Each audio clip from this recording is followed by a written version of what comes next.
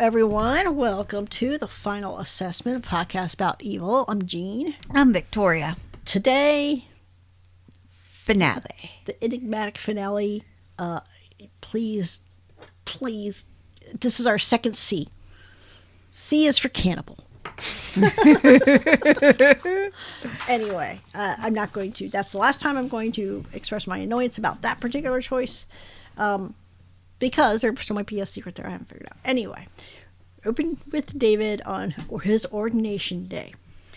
Yes. We get this line about God will not allow us to be tempted beyond our strength, which is going to be important at the end of the episode. Yeah. The Monsignor, whatever, they're asking about his sermon about race, and David is pushing back. And he's like, well, is there room for racial politics in the church? And David turns around and quotes the Pope at him. Yep. And, well, I think if it's good enough for the Pope, you know. Anyway, his final interrogator is Renee, who was the last woman that we know of that he slept with recently. She's got some very personal questions. This is silly to me. They want to make sure that there's no potential liability here. I'm like, anybody you're going to have to worry about for potential liability is not going to tell you what you need to hear to figure that out. So it's silly. And she's like, well, are you doing this for yourself or are you doing it for my sister? And he's like, both, right? She's like, no, you got to do it just for yourself. It's too hard. I'm like, how do you know, lady? You're just a lawyer that pops in and out. Yeah. She's going to say he's fine. Yeah, she is, but she asked him, like, have you had any more problems with your sex addiction? Have you had to go back for more rehab and stuff like that? Which I was like, why does that really matter? I mean, if he's going back for rehab, that means he's working on it, but he's still having sexy thoughts. I mean, who doesn't? He has a lot of sexy thoughts. Well, the problem with his sexy thoughts, well, I mean, I guess it's not a problem for him, but they're all with Kristen. Well, not in this episode. Well, no, he does have some with, Julia. Yeah. Okay. The trio is at this college campus. They're talking, this guy's name is Mitch. What is his last name? Shutterbean? Oh, yeah, it was so messed up. When I heard it, I was just like, yeah, let's just go with Mitch. Yeah. Is he friends with Lemonhead? Anyway, it's Hell Week. So as they're talking to him, all of a sudden everybody starts screaming because that's part of Hell Week at this college for some reason. Yeah. His parents believe he is under demonic attack, that he feels like he's being hunted. He has been a vegetarian since he was 14 years old. And all of a sudden at his parents' barbecue the week before, he ate all the meat, even the raw meat. Raw meat. Yeah. I'm like, ooh, I bet your stomach hurt. And now, okay, they're like, okay, well, then eat a burger, man. What do you want us to do? He's like, but I don't just want just meat anymore. Now I want to eat people. I haven't done it yet, but I'm definitely headed there. Great. He's Awesome. like, my body is screaming for raw meat. I'm like, wait, does this tie in with disease for zombies? I feel like this is more of a zombie problem than, brains. Yeah. Anyway, so he's talking with Kristen one-on-one, and he tells her that he has started salivating over her cadaver during his practicum. And she's like, oh, ooh, yeah, ooh. You didn't, though, right? And he's like, no, but I wanted to. Oh, a cadaver, because that's not even fresh meat. That's disgusting. So he keeps having a dream of being chased, like the building where they do the practicum. He has a dream of being chased, which, again, we'll see. We'll see. Yeah, he's being chased, and every time they're chasing him, they get closer and closer, but he can't really see what it is. Yeah. Ben and David are talking with Mitch's roommate. We find out that Mitch zip ties himself to the bed so he does not try to eat his roommate at night. What? I'm like, hey, I'm going to the administration and be like, I need a new... I'm all done. I'm done. I need a new room. I need a new roommate. I need a new room in a new building. I need the semester off and A's on everything because I feel like this qualifies. Yeah, like my roommate's trying to eat me. We got problems. Apparently, though, it's bad enough at night that he's got to be zip tied, but he said it's worse when he comes back from his practicum. Well, yeah, because he's been around a bunch of It's like going to the grocery store. You know? Nah, not this corpse. This one looks kind of, that one's a little pricey. Oh my God. So Ben and David are talking. They're in this building where the practicums are done. Ben asked David, how are you going to handle the celibacy thing? And David's like, very delicately, what do you mean, how am I going to handle it? You just do it or you don't. Yeah. There's some blood in the hallway. Let's follow that. Yeah, let's follow that. Okay, that night, David has, did they call it his bachelor party? Ben said it was David's bachelor ordination party. Yeah. Yeah. Loud music and drinking and kids everywhere. Sister Andrea's there. Sister Andrea's there. Kurt's there. Kurt corners Sister Andrea about what he saw, that thing he saw at Nathan's house. She is hilarious when she starts answering him on that. Yeah, because she's basically like, you believe what you believe. And I mean, basically she's saying because you view the world through the lens of science, when you see something science can't explain, you try to make all these excuses for it. I was like, I mean, does he though? Because he's coming to you and asking you about it. Yeah. It's really like everybody kind of talking about everything that's going on. And why is Sheryl there? She's helping with the girls. The girls are jumping on Ben's bed. Sheryl is there. She and Monsignor are talking about Leland and the overseer position. Why is the Monsignor there? 1. 2, why is she talking to him? None of it makes sense. Does he feel her evil? Is she evil though? I don't know. She has to be hypnotized to slap people. We don't know. We don't know if she is or not. I mean, I'd love to say Daffodil and see if she slaps whoever's nearby. It's bizarre. It is. Very bizarre. Everybody's making themselves very comfortable in Ben's area. And Lexus and Kristen are hanging out. And Lexus tells Kristen that she smells like a dead body. Yeah. And she's like, well, I have been hanging out in a morgue, so maybe. They go do this investigation. Yeah, they went back that night because when they went through the first time, they saw a sign, or not really a sign. They saw this thing on a wall that said 3 a.m. Yeah, so they go back at 3 a.m. I couldn't do it. Like, if they've been up drinking, did they just go right from the party? Like, get some coffee? They would have to, because if you fall asleep and then you're done. Yeah. Okay. Yeah. Anyway, shit's going down in the dissection lab. There's stuff in that appears to be like the sinks and stuff. David says it's wine. And Ben's like, okay, well then taste it. If you're so sure it's wine. And they're going back and forth about, you're so sure it's wine, go ahead and taste it. Well, I'm not going to, you taste it. You're the one that thinks it's wine. And next thing you know, the morgue drawer is open and it's just students. They're just trashing in the drawers. There's like 6 people. Yeah. Sleeping in the corpse drawers. Yeah. Weird. David wanders off and there's what is this fucking thing? So this thing, is it a vampire or a demon? I think it's a demon vampire. It's a demon vampire. That's okay. Because it's like, it looks like a bat, actually. That's what I thought. That's why I thought it was a vampire at first. But I'm like, why would there be a vampire? Then they would have named the episode V as for vampire. David walks in, and the first thing you see is like this illumination. It's like an egg shape, a huge egg shape. And then it opens its wings, and I was like, oh. Yeah, at first I thought it was like one of the pods from Alien. Yeah, that's what I thought too, especially when I saw the body underneath. Yeah. Like just the torso up to the head. I was like, that doesn't look good. And then he opens his wings and you realize he's been chomping on the legs. Yeah, it's anyway. Of course, David runs. He gets out and he's telling Andrea about it. This one is bothering me because this is the first time it actually felt like a real thing that was really happening. And she tells him she has her visions. She's fighting off demons and stuff. And she tells him like the closer she had gotten herself to receiving her orders, the more they became realer. Yeah. Which wouldn't make me feel any better, but to basically she's saying like the closer you get to God, the more good and evil actually have like a physical presence, and you can be hurt You know, she shows him her wound and she got hit by a tail. Like, The week before. the week before. Yeah. I mean, she's fighting them off, and who knew? And David's literally like, this is crazy. What am I doing? I'm like, I don't know, man. What are you doing? Rethink about that ordination, honey. You need to really rethink it. Kristen's telling Kurt, like, why does Lexus think I smell like a dead body? And Kurt's like, I don't smell anything but hair. But she's like, well, I think I smell it too.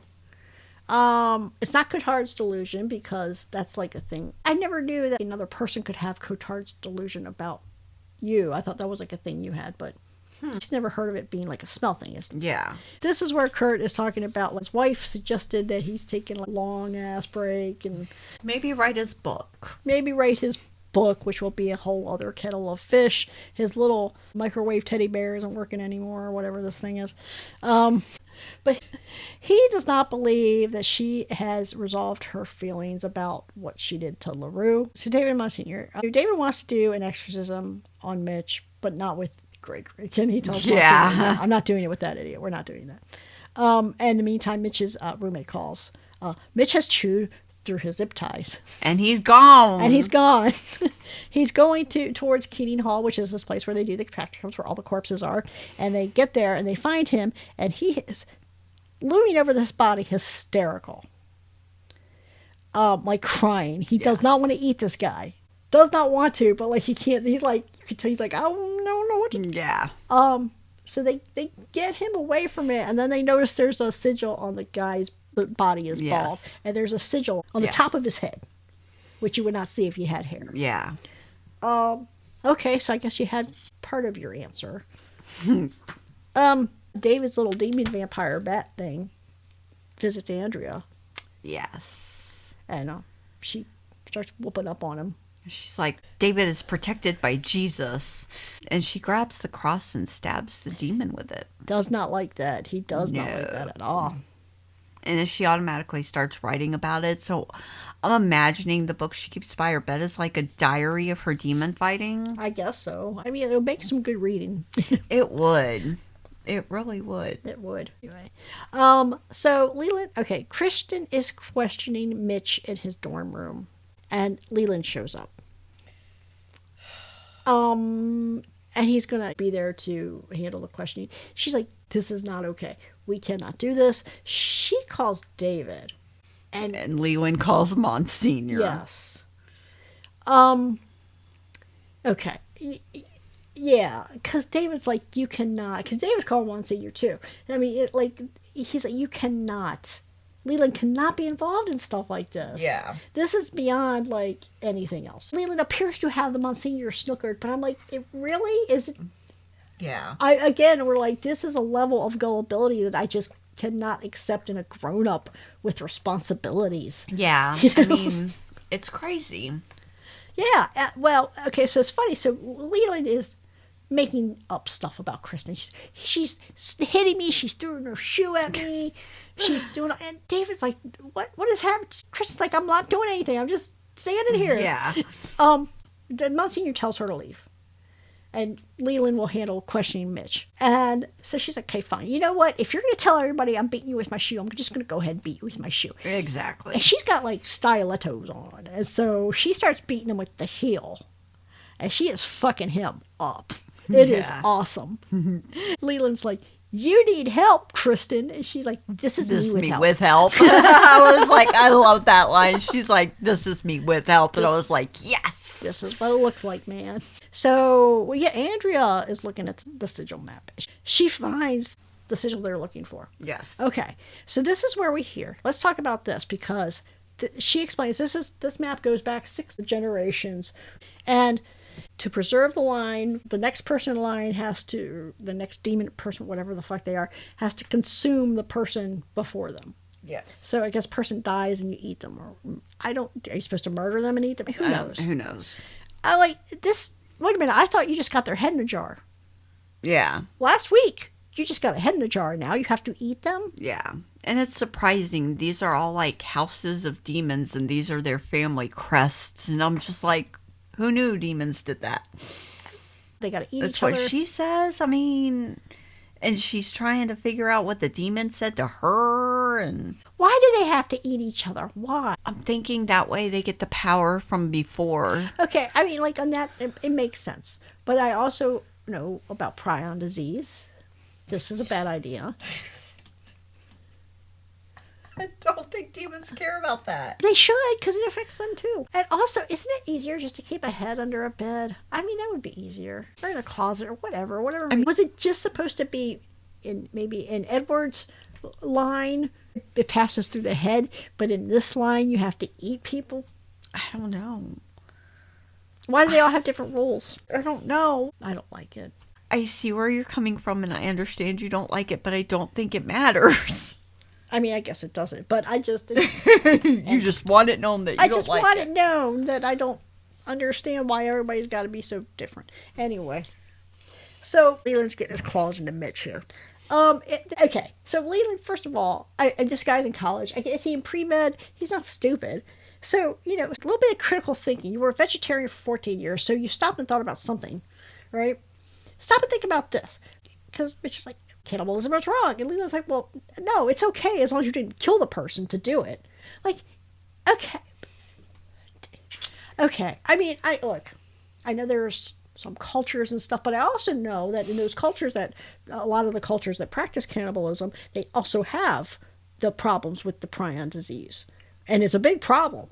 Like, you have entire communities where everybody's brain is melting because of it. Okay, I'm gonna go there. What's prion disease? Prion is like mad cow disease. Oh, okay. But it's something you get when people will eat the brain tissue or the nervous system tissue, like the spinal or brain or spinal tissue, and that's where it is, and that's how they get it. And so it's just like the human version of mad cow disease. Okay.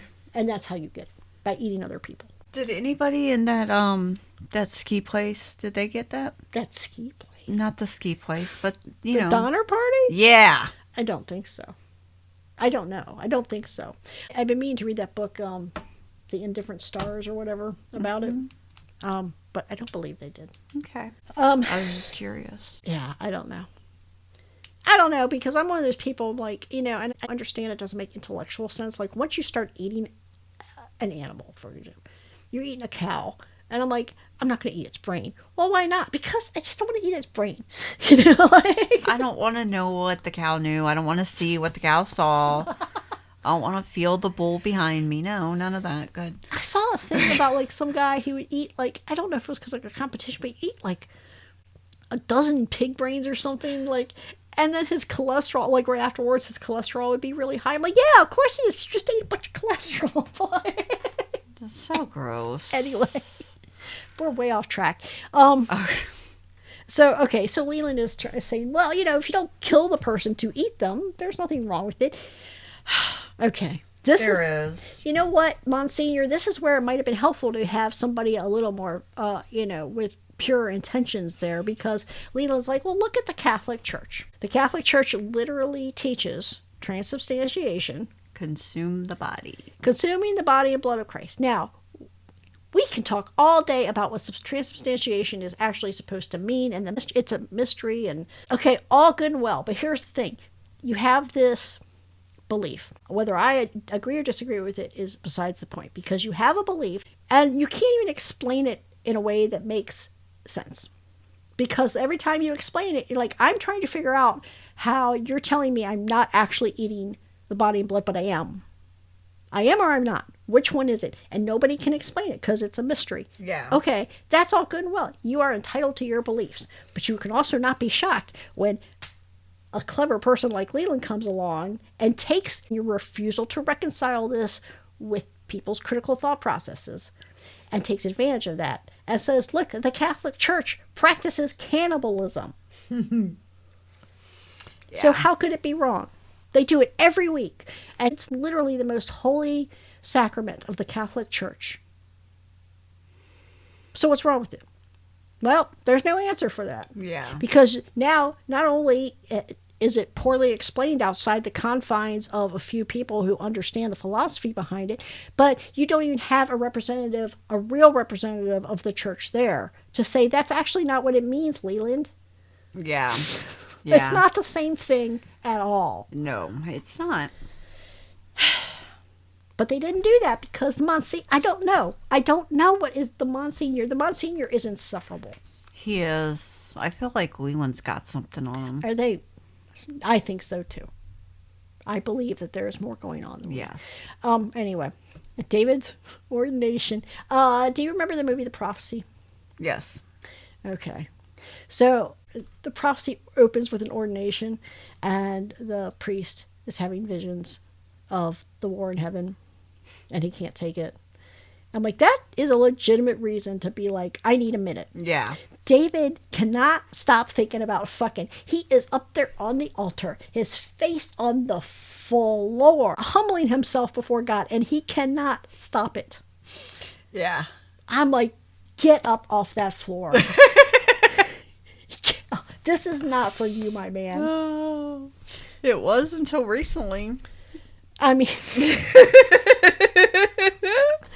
oh my God. I was just like, geez Louise. I mean, look, think about baseball, whatever, anything else. There's a whole world of things you could think about that is not a titty. Think about it. Like, just...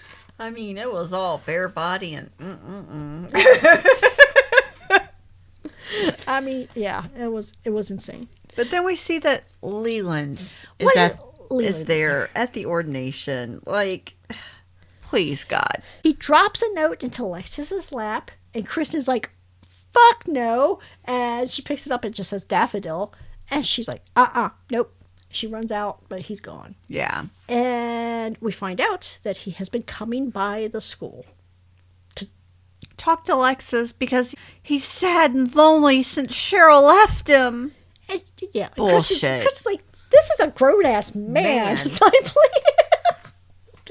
Yeah. This is, even if you didn't think he was a demon, this is weird. Why is nobody at the school stopping this? Yeah. What are they doing at the school? Yeah, I mean, if this shit had happened, oh my God, no. No. So a grown-ass man that is not related, or no. Mm-mm. So anyway, I do question Kristen here. I mean, I know what she's doing, but she decides she's going to leave the girls there because she's doing 1,000-yard stare. Right? Yes. Obviously, we know she grabs her climbing axe. She's gonna go kill Leland. I was like, you better make sure that you don't cross paths and he gets to the house before you. I mean, why are you gonna leave them there after all this? But anyway, how does Lexus have this pop-up book? It's been on their bookcase in their bedroom. They just chilling and have the pop-up book of terrifying things. Yeah. And it has a daffodil in it. Yes, it does. Just a daffodil. Yep, it says daffodil on it. And I forgot to mention, when they did the intro with the book, it bites off a finger. It does. It's so funny. The book is so on point. The book is episode. great. Yeah. I'm so totally going to start looking for that book. Yes. I'm going to find it. Yes. Well, there's two. I don't remember what they did on the floor, but yeah, there's at least two. So we're going to have to get that. Anyway, okay. So, all right, let's talk about this dinner scene. The final scene is really good, and it's not this dinner scene. Let's talk about this dinner scene. It's this dinner party. So Mitch goes to Leland's apartment. Leland opens the door. They're having a big party for him. Yes. The vibes on this thing. So, okay, action-wise, what it is they go in there and they got the corpse that he had wanted to eat with the sigil on the head. They have that guy's there. Well, his body's there. And the top of his head, the top of his cranium is there on this platter that they offer to Mitch. They cut the sigil out of him and give it, and he eats the sigil. And Sheryl is there. Yes, she is. So Cheryl's interesting because they introduced Sheryl as like the newest member because she's got Pawpaw's head. And Sheryl, this is again, we're getting a lot of like what's going on because she's being all smiles and hey Mitch, welcome, blah blah blah, and then she goes up to Leland and she's like, if I do this for you, we're gonna get something straight. And he's like, okay, yeah, you know. And she's like, I'm not playing games with you. We're not doing this. And she got this knife and she holds it to his crotch and she's like, if you touch my grandchildren, I am cutting off your dick. Yeah. That is it. Like, go Sheryl. That's it. Well, you know, like I said, like, you say whatever you want about Sheryl, She knows, and we've always known she loves those girls. Yeah. I don't know how she feels about Kristen. It's a little sketchier. Yeah, but this last scene. Well, the vibes on this dinner scene. It's crazy. There's so many things it recalls to me. I don't want to say Rosemary's Baby because I think we get the end of the next season is more Rosemary's Baby. But this scene. So there's and I can't for the life of me. I think it's a Richard Matheson story. Where these people are in an apartment, I think it's a penthouse, and they're just kind of hanging out, and the night's going on, everybody's having fun. At one point, this guy realizes that he can't leave, and it kind of reminds you, gives you like Hotel California vibes. Yeah. And that's what this reminds. Now, obviously, like everybody is free to go, but it reminds me of that. The whole vibe of like just everything about this feels wrong and evil, and it's like.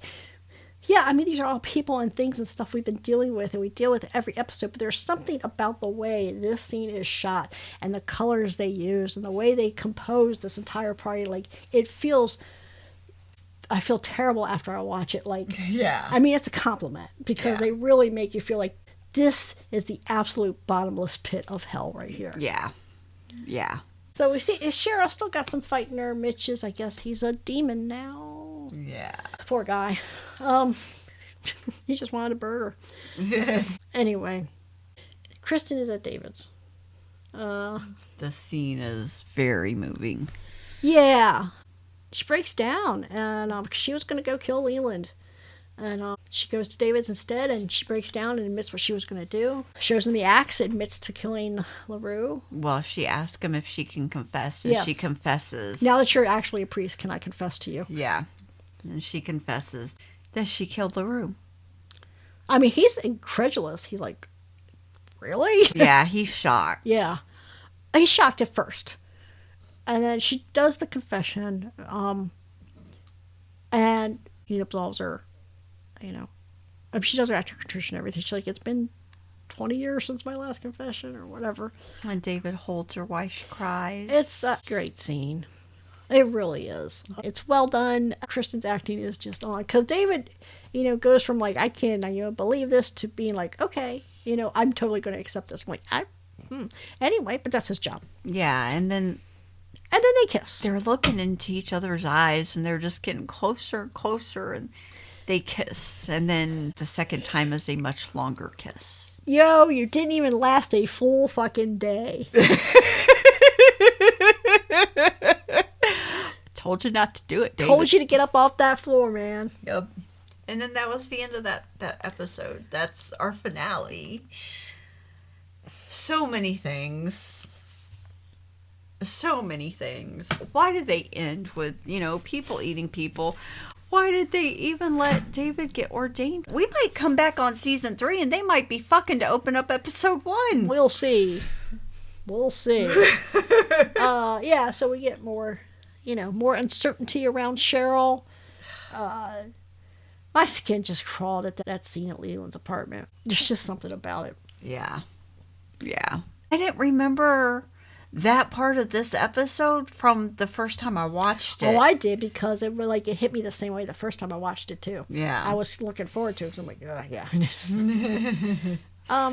It's not the cannibalism, because I watch Hannibal. Yeah. And, I don't care about that. Yeah. I don't know. It's just there was something about the presentation. Okay, so Leland is, I think there was like a little bit of Leland seemed to be slipping into parody, and I think we got Leland back being like a true demon here. Sheryl, what the fuck? Don't know. I know that head will be an issue later, but it's just a lot. It's a lot. They do a lot in season 3. I know that. Yeah, they do. And I'm looking forward to it. I am too. This was a great season. First season was, like I said, good. But they just kind of get warmed up, and they just really just hit the ground running in this season, and just did not let up the whole time. Yeah. Yeah, and it was a great finale. It was a great finale. That final scene was great. Yes. I mean, whether it had kissed or not, it was the confession part of it was really good. Yeah, it was. Kristen's gone through a lot, like trying to get straight with what she's done, even though, and everybody around her is telling her, you were completely justified. Yeah. Like, I mean, what are you going to do? Wait for him to come to your house? And kill your girls? Yeah. Yeah. But anyway, I'm stoked to be starting season 3. Yes. I don't have a lot to say. I think it's just they touched on so much in the last couple episodes with the idea that they've been playing with the whole first 2 seasons about like the big metaphysical evil versus the evil of the everyday, and they get more explicit about it in this season. Yeah, they did. Yeah. It's kind of crazy. You don't really realize a lot of this stuff until you sit down and you watch a show like this and you're like, oh, that makes sense. Yeah, I mean, I think things that we deal with in everyday life, they kind of get a break because you're just like, well, the world is shit from wall to wall. The world sucks. This is just reality, and this is just things we have to deal with, and they're bad or whatever. But, we'll figure it out. We deal with it, whatever. But I think, things get a break sometimes because we don't want to say evil because they sound crazy. Yeah. But I think if you understand things as evil, I think there's more urgency to deal with them more firmly then. Yeah. Like if you would say, being a bigot or being racist, that's not just a personality trait. That's not just a thing that makes you unpleasant to be around at parties. Okay? That's actually evil. Yes. I think if people were a little more emphatic about casting things like that, being that certain about things, it would make people think again, Yeah. In a perfect world. Yeah. In a perfect world, Leland would not be the overseer of the assessment God, no. program. No, he would not be. All right, so that's it for season 2 of Evil. We'll be back in a few weeks with season 3. In the meantime, we're talking about season 4 of Dexter on Deconstructing the Dark Passenger podcast, which is the podcast about all things Dexter. Yes. And we are also we are in the middle on our movie podcast, Outside Food and Drink. We're wrapping up Jallo month. And June is Gotta Get Away month. And we'll tell you everywhere you don't want to go everywhere to get away. You don't want to go. Everything you do not want to do for your summer vacation. And if you join us for that, in the meantime, if you want to talk to us about Evil or any of our other shows or podcasts that we're doing, feel free to drop us a line. Follow us on our socials. We would love to hear from you. And until we come back next in a couple weeks with season 3. Later.